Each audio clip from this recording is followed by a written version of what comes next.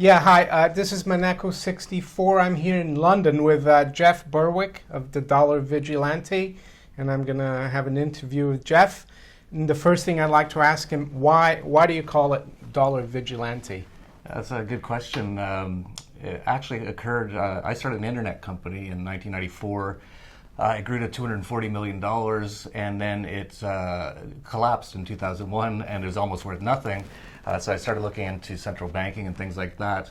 And I did a ton of looking into things like central banking, Austrian economics, read up on all that, and I realized the 2008 crash was going to happen because of the housing market. And after that, I decided I have to start something to tell people about how this whole system works, because most people have no idea how the central banks really manipulate and cause so much problems and distortions in the economy and the markets. So I was sitting there in 2009 thinking, what should I call this thing? I always like to have a good name, and I actually spent 6 months thinking about what name to call it, and I just happened to hear Bond Vigilantes on the radio. And I thought to myself, Bond Vigilantes, it's like, what happened to those guys? Like, we could really use those guys. And then I thought, well, actually, the central banks are all buying all the bonds now, so you can't really fight the central banks and the governments by selling their bonds. They'll just buy them all up. And so in that moment, I thought, what we really need today are dollar vigilantes. People just sell their dollars to try to keep them somewhat restrained. And that's where the name came from, and I started it up in 2010. Yeah, it's funny because I was in the markets in the early 90s, mid 90s, and the bond market, there were still bond vigilantes then, you know, like if you got strong numbers, economic numbers, bonds would like drop. Like nowadays, bonds just keep going up. Yeah, the whole system is so, completely unbelievable. We have negative interest rates and things like that now.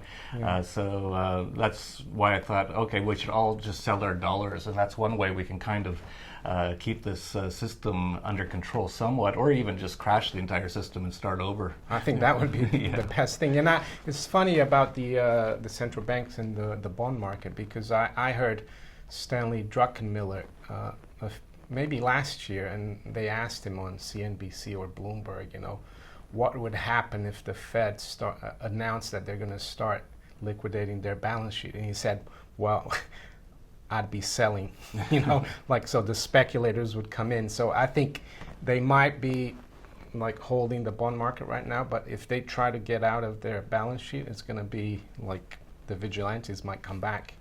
Yeah, I think they probably will just keep inflating until the whole system dies. That appears to be what they're doing. It's now been 0% interest rates in the U.S. for 8 years. They raised it 0.25 in December, and the whole system almost collapsed.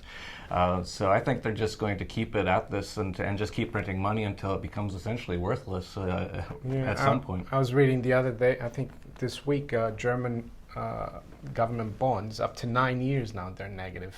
So we got 10 trillion in Europe, negative interest rates, which is crazy. Yeah, lending a government that's already bankrupt money, paying them to lend them money, and hoping in 9 years you get something back. But I think the reason people do that is because they realize too, I think to an extent, that this whole system could really collapse. And they think that's one place that, because they always call government bonds risk-free. Risk-free. Assets, and so I think a lot of people just assume this system will go into some sort of a collapse, and they think that's one way they can salvage their wealth. But I think they should be buying things like gold and things like that instead, because who knows, a lot of these bonds could be completely worthless. Or even, you know, property, even though some hard assets, whatever Janet Yellen can counterfeit. Not in Vancouver, though, I guess. No, maybe not in Vancouver.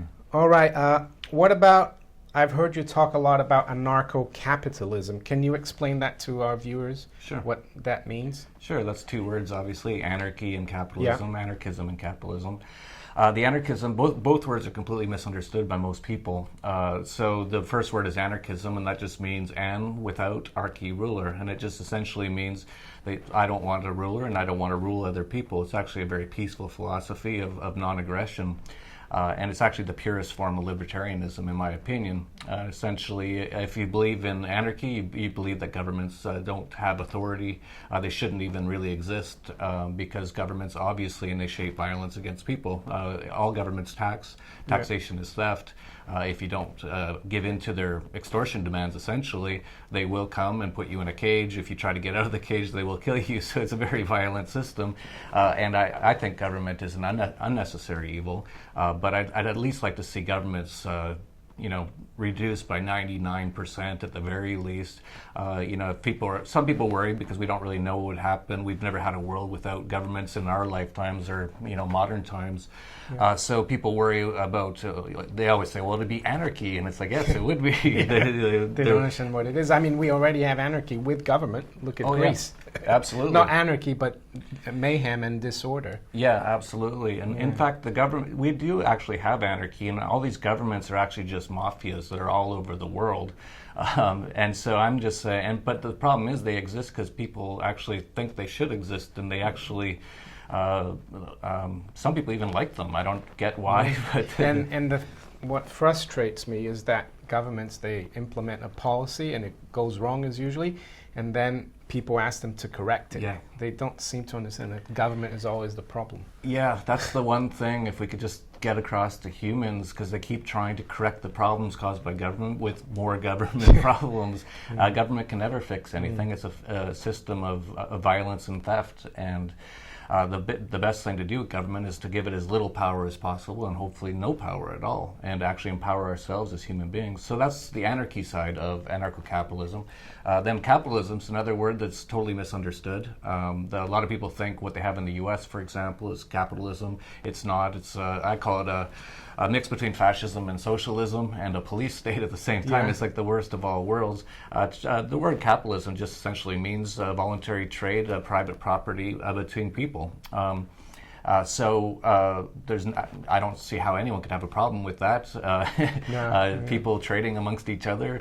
But obviously people who believe in things like communism and socialism think there shouldn't be private property, which is crazy. And we've seen I don't know how many examples we need to show people of how communism doesn't work. They keep saying, oh, they just did it wrong. They did it wrong in China. They did it wrong in Russia.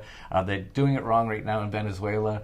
But it's a system that is just flawed because of human nature. Humans will always try to get ahead, and you can't try to make everyone equal by stealing their money and giving it to other people. The thing is, you can't have socialism, communism, if they can't tax like the capitalists. Exactly.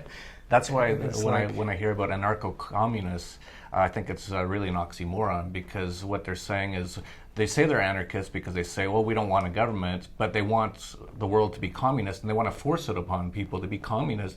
You can't really do that without a government, so they're not really anarchists. So we're the anarcho-capitalists, or the true form of anarchists, in my opinion. Good. And another question is, seeing that we're here in the UK, what do you think, if the people here in the UK vote to exit the EU, do you think that could start a movement towards less government and the fall of globalism? That would be amazing if it happened. I'm doubtful on it. I think, first of all, although the polls have turned in favor of exit at this moment in time, which is great, and I think a large part of that has been thanks to the internet, and there's a great crowdfunded movie that went out called Brexit. Yeah. Really good. And if every person in Britain saw that, I think they'd all vote to get out of the EU. And I think a lot of people have seen it's now got millions of views. So I think that's turning the tide. But we've seen these secessionist movements happen over time, and they always fail. And I think it's because the people counting the votes, and I think it was Stalin or Lenin said this, it doesn't matter who you vote for, it matters who counts the votes. They seem to always rig it. They've even rigged the presidential elections in 2000 with the hanging chads and all that sort of a thing. Scotland, the polls all showed that it looked like they were going to exit, and then they all voted and it failed. I'm guessing that's what's going to happen in Britain. If they do exit, it's going to be interesting, because there's no way these globalists are giving up control that easy. So if they do allow it to exit, I think it probably is some sort of a plan I'm not sure though. It's these people think 10 steps ahead. They're incredibly savvy. You never know. They might have another agenda behind it. Totally could be. Yeah. But if Britain does exit, we just need to get out there and show everyone why that's good.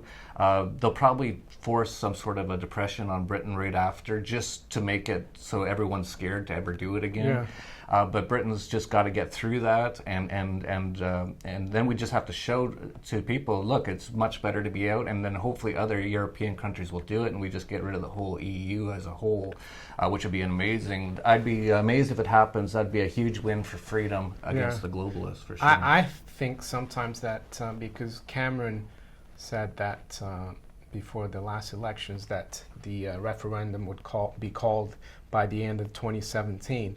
And he's called it really early. So that made me think a little bit, why did he do it early? Is there some kind of collapse coming and he will use Brexit as an excuse? There's a saying by, I think it was a US president, that nothing happens by coincidence in politics. And so anytime something good seems to happen, like this Brexit vote, we do have to be very, critical of it and look, why are they allowing it? Because really, these globalists, they don't want anyone to have a chance to get any sort of freedom. So if David Cameron not only allowed the vote to happen, which was quite surprising on its own, and then moved it up so it's happening faster, you have to really wonder what their plan is here. Yeah. Changing the subject now to the cryptocurrencies, where do you see Bitcoin and other cryptocurrencies going in the future? Bitcoin I think is up about over $100 in the last week. So yeah, it is. It's up. Excitement there. Yeah, it's up about 25% in the last week it's around $550 right now. Where do I see it going in the future? I think cryptocurrencies are the future of money and banking, absolutely. And I think the central banks know that, and the governments know that, and they're trying to do everything they can to stop it, but they can't, which is beautiful, and that's why I love cryptocurrencies.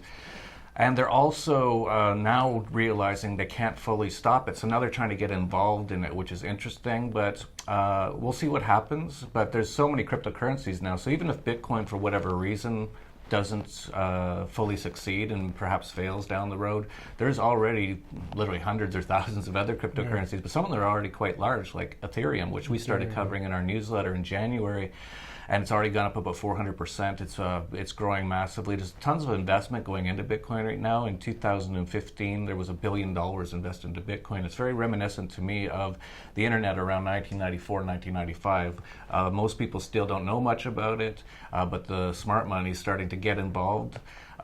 So I see nothing but positive things for cryptocurrencies. The only thing that can derail it is if they turn off the internet or turn off the power.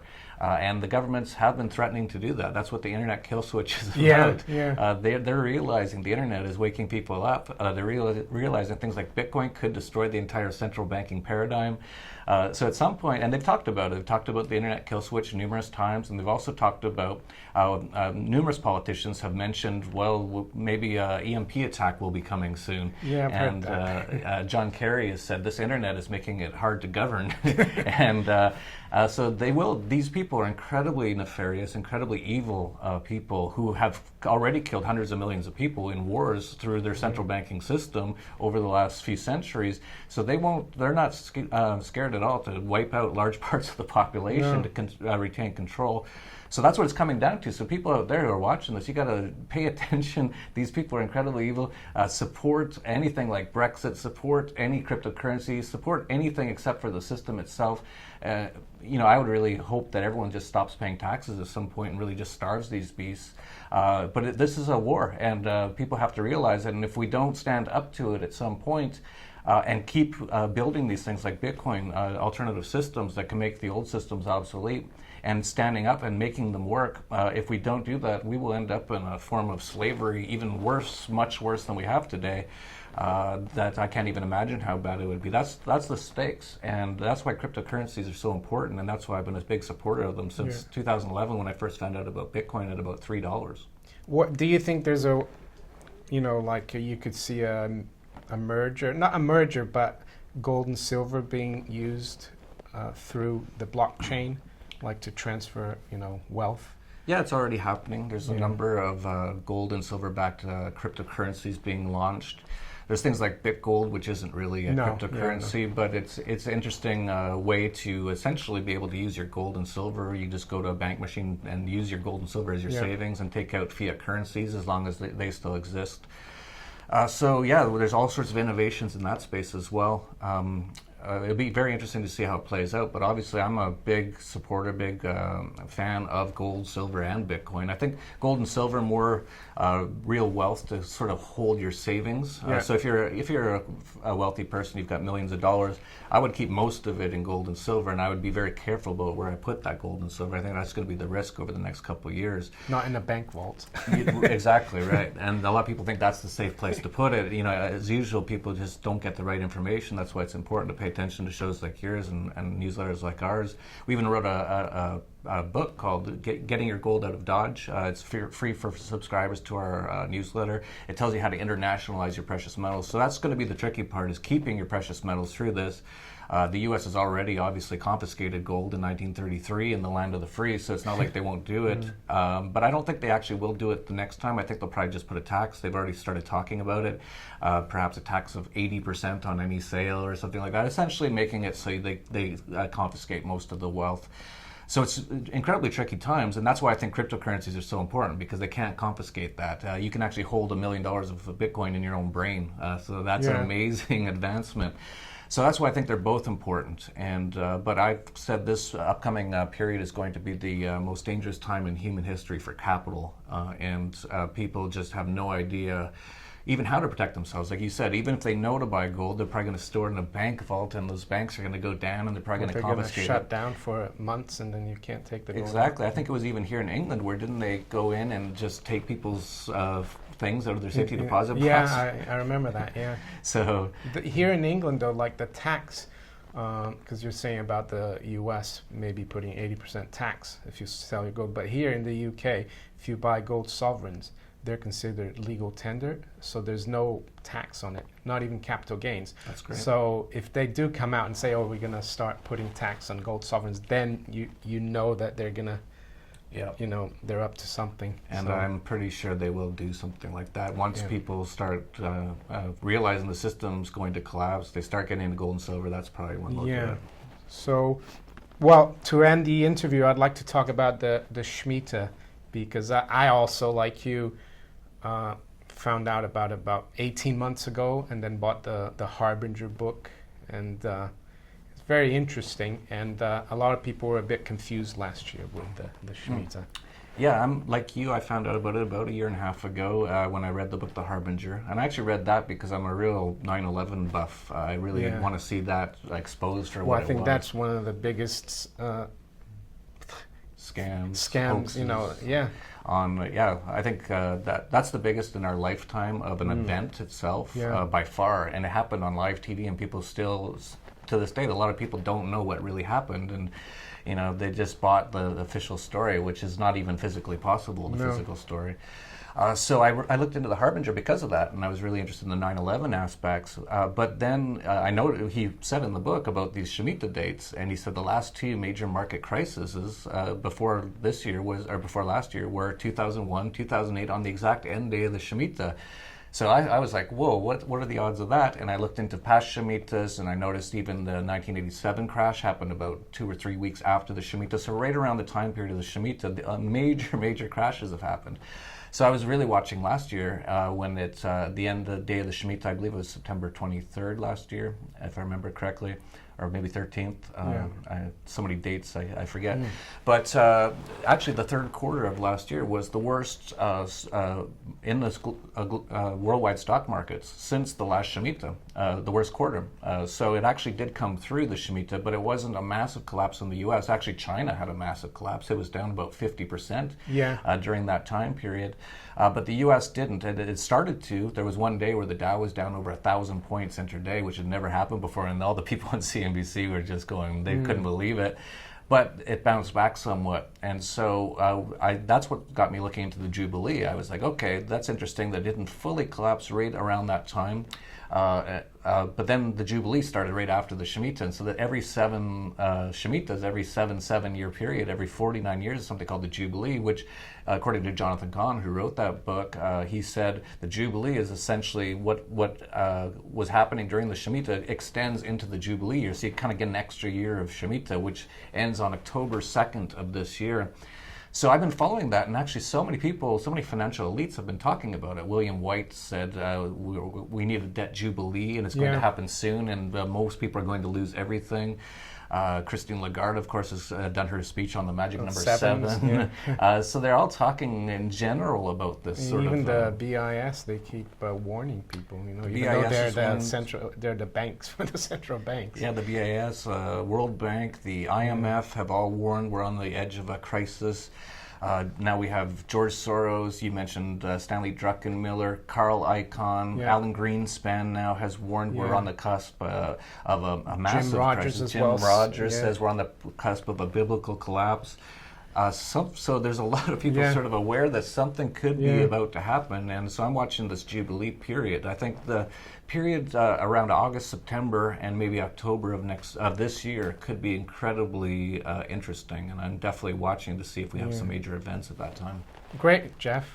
It was great doing an interview with you, and hopefully we'll be able to do this again if you ever come back to London. Do you want to tell the viewers where they can find your work? Sure. Yeah, absolutely. Thanks for coming down. I just happened to be in London, so it was great that we could meet up. If you're interested in this sort of stuff, just go to dollarvigilante.com. You just put your email on the front page, and we'll send you a daily blog, which I write daily. I'll be writing one here right after you leave. We also do videos almost every day, so check us out on YouTube, just the Dollar Vigilante. And if you want more information, we have a newsletter. It's not very much, between $15 and $25 a month, and we provide about 100 pages of really in-depth analysis, information and recommendations. We've been doing incredibly well this year with our investments in gold and gold stocks, and Bitcoin has doubled since last summer. Gold's risen a lot. The gold stocks, many of them were up hundreds of percent in the first quarter of this year. So we've been doing incredibly well, so you might want to check that out. And if you're interested in the Anarcho Capitalism side, I have a podcast. It's the world's largest Anarcho Capitalist podcast called Anarcast. It's on YouTube. Just check it out there. And we have the world's largest and first and largest anarcho-capitalist conference called Anarchapulco every year in Acapulco, Mexico. It's going to be at the end of February 2017. You can just check that out at anarchapulco.com. Great. And this is Monaco64. If you haven't subscribed yet to my channel, please do. And thanks for watching.